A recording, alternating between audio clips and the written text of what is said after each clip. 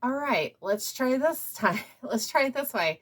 Okay, I'm going to make this really, really quick because I'm recording this on my phone to try to give you that tutorial that I have been promising you for a long time now. Facebook is just not really loving the fact that I want to go live because Facebook is just like, sure, you can't do that. So I don't know if it's Facebook, honestly. I just like to blame Facebook. Okay, so last week I tried to do a tutorial with you over live stream, and this is Helenium. It is a folk flower, and so I'm going to show you how to do that. So without further ado, let's go ahead and take this page out, and I'm going to show you how to do this. Now, if you are watching this on your phone or your device, like like a mobile device or whatever that you can lay on the phone, you lay on the ground, and then you can turn around, you can. Otherwise, I'm going to do a little trick where you can actually see this, because since I'm doing this in I'm doing this here live with you, then or not live with you, I can actually take this and do something really cool with it. Okay, so the first thing that we're going to do is we're going to just kind of pop up these upside down U's, and we're going to make one look one direction and the other looks the other direction. So basically one is looking 1 o'clock on your paper and the other is looking 10 o'clock or 11 o'clock-ish on your paper. So it's both kind of looking at the corners of your paper. You see how that is right there? Okay. And then underneath it, you're just going to do a couple of hash marks. Little hash marks underneath. Okay. It's very, very simple to do this folk flower. This is Helenium. It is also known as sneeze weed. I'm just going to go ahead and make a couple of little hash marks underneath also. Just like so. And then also down here. Okay. And we're just going to go ahead and draw a little hip out to the side. And then each one of these little hash marks, we're going to pull all the way up to the little bumpy thing right there, because that's the navel of the flower. That's the seed pod, right? Okay. So we're going to either draw down or up, whichever one you're more comfortable with. It's sometimes when you want a lighter mark, you go up. If you want a heavier mark, you go down. And so that's just a natural thing that happens whenever you are drawing. So if you're using something like a pencil that actually helps to control your tonal values and the weights of your lines, and you can do that. Some markers don't really allow you to do that, but some do. Give you the flexibility to do that. Okay, so there you go. That simple, just like that. If you want to kind of accentuate it just a little bit and put a couple little dashes up at the top to kind of give it a little bit more life. See, give it a little bit more life. You can do that. Kind of helps your flower to look a little cute, a little cuter. See, just like so. So it's start with your downstrokes, and then you can kind of decide if you want to add that extra little bit. It really kind of gives you a nice full flower. And then if you want to kind of leave this one that way, you can. I think that I would like to just add just a couple of little extra hips to it, just to kind of give it a little panache. It's a little panache.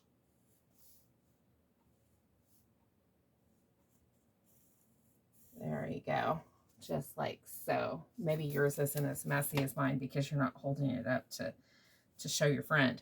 Okay, so that would be that. And then the next thing that you're going to do is you're going to draw the stem, and the stem is just going to kind of come down real quick, kind of like so. And you're going to widen it up by doing a parallel one next to each other. And then you're going to kind of give it a little ovate type leaf.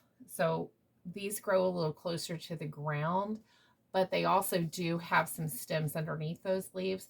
But if you just wanted to kind of draw it like this will kind of help you to kind of keep steady with your drawing.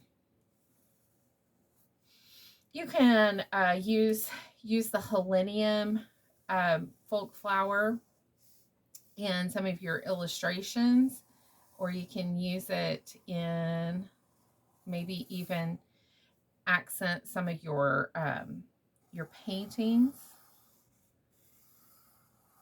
or your creative journaling. So I'm just going to go ahead and do 3. On my drawing before I did 4, but on this one I think I'm just going to do 3, and then if I feel like I wanted to put something, like give it a little ground, I don't know, maybe we'll do 4 like that. Okay, now I'm using watercolor pencils. I used watercolor pencils for the last one. On this one, just to kind of keep things going a little quicker for this video, since we're already 6.5 minutes in it, I am going to use some color pen markers, and I'm just going to very quickly take that yellow that we are using this month in our palette, if you're following the palette, that is. And I'm just going to kind of put a little color in each one of the petals real quick.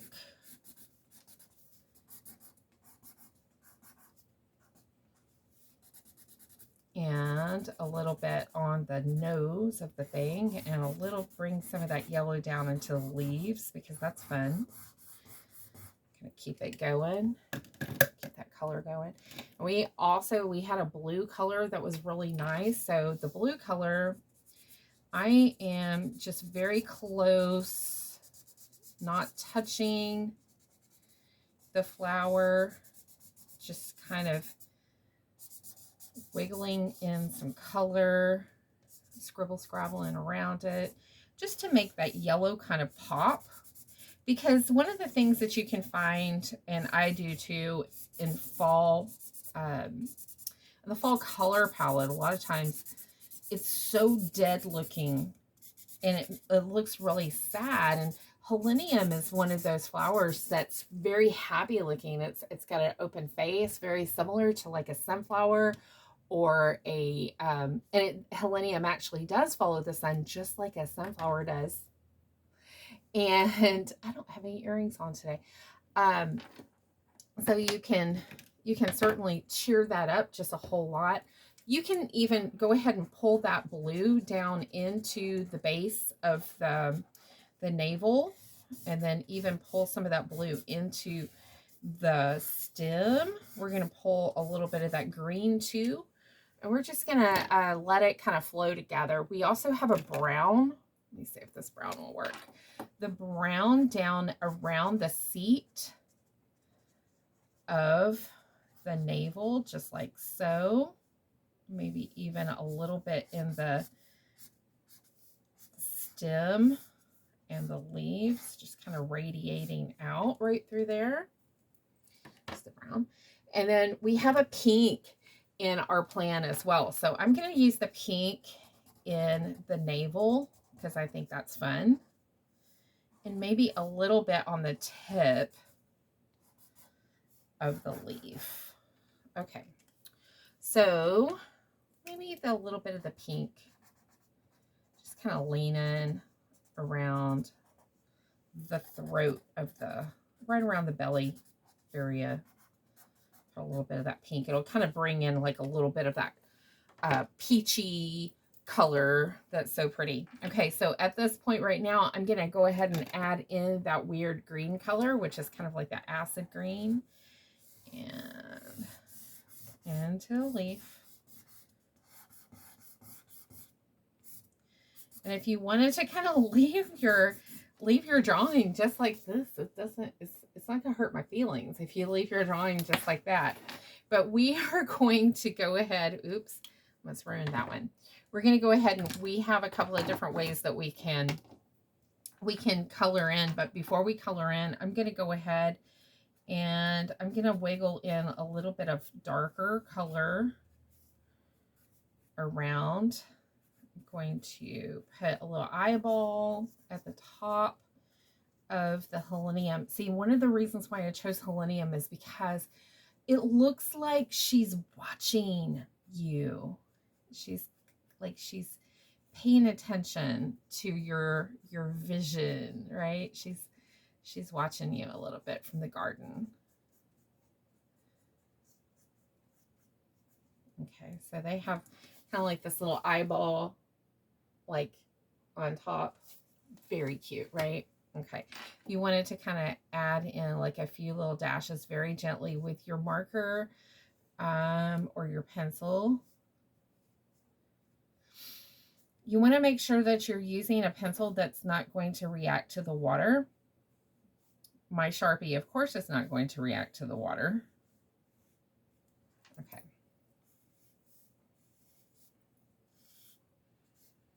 All right. You can use one of these right here. Oh, oops, wrong thing. Or you can use a paintbrush. This is actually one of my favorite paintbrushes right here. It's real scrubby looking. I use it for all kinds of stuff. It's one of those that have sat in the water like too many times before. So I think today what we'll do is, if I'm careful, I'm just going to show you how much water we actually need. We don't need a lot. So this is about a teaspoon. So we're going to go with 2 teaspoons. It's about a teaspoon. I know it's Thanksgiving week. I should know what a teaspoon actually is if I'm making something. But we're just going to go with that. All right. Where did my brush go? Oh, there it is. All right. So I've got my napkin right here. The first thing that I'm going to do is I'm going to go with the yellow, and I'm just going to move that yellow color on my paper. My paper that I'm using, of course, is watercolor paper. This is, I only have 2 more pages left in this journal. I should only have, at this point, I should only have 0 pages left in my journal, but I have been kind of at the mercy of my Wi-Fi lately, and so I have not created a lot in my journal this month. I have it on plan to teach you another 2 lessons for this month, but for some reason or another my Wi-Fi is like whoop, so we're just going to do it the old-fashioned way, which is recording and do it really, really quick. I don't know. We went to the phone shop.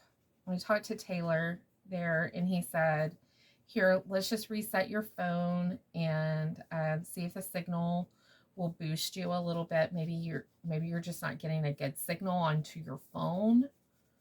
And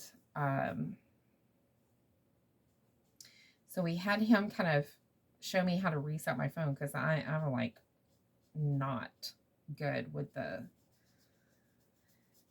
all the techie stuff. Like, I am analog. I'm an analog girl. I like to work with my hands and create. This digital world is like, ooh, it's stressing me out. But we moved rooms in the studio, moved to a different spot in the house. And I thought for sure if I'm next to a window, it would be better. I'm not moving back to the other room, because the other room is now the guest room again. All right, but did you see how all of it just like really came together? Like all of the colors just blended real fast together. I would show you it real quick, but it is still kind of wet. So I'm going to knock off all of that green off of my brush. I'm going to go in and I'm going to move that blue around. So I went a little harder into the blue Scribble Scrabble. And so some of it's already seeped into the page. I'm okay with the striations and the under undulations. I'm okay with that. I think that makes you, I think undulations, which would be the marks that you see under. I think that sometimes that makes your art look more authentic and not digitally created. You know, in a world when everything, every single thing is being having the opportunity to use AI, and you can digitally create your art. I mean, there's nothing wrong with that. I mean, there's certainly a lot of artistry to some of that. But when everyone has the opportunity to just drag and drop and create art, you know, kind of like without getting their hands messy, you know, sometimes that's really a lot of fun, but really and truly, you know, if you like creating with your hands or your brush, sometimes seeing those artistic markings really kind of make it feel more exciting. I know that whenever I go to the museum, one of the things that I sit and gaze at the most, it's not that they were able to create, like, it's not that he was able to create the smile. It's how he did it, which is so amazing to me, with all that sfumato effect that he used with his brush, his tool. He didn't do that from photo. I'm talking about, you know, Da Vinci, of course.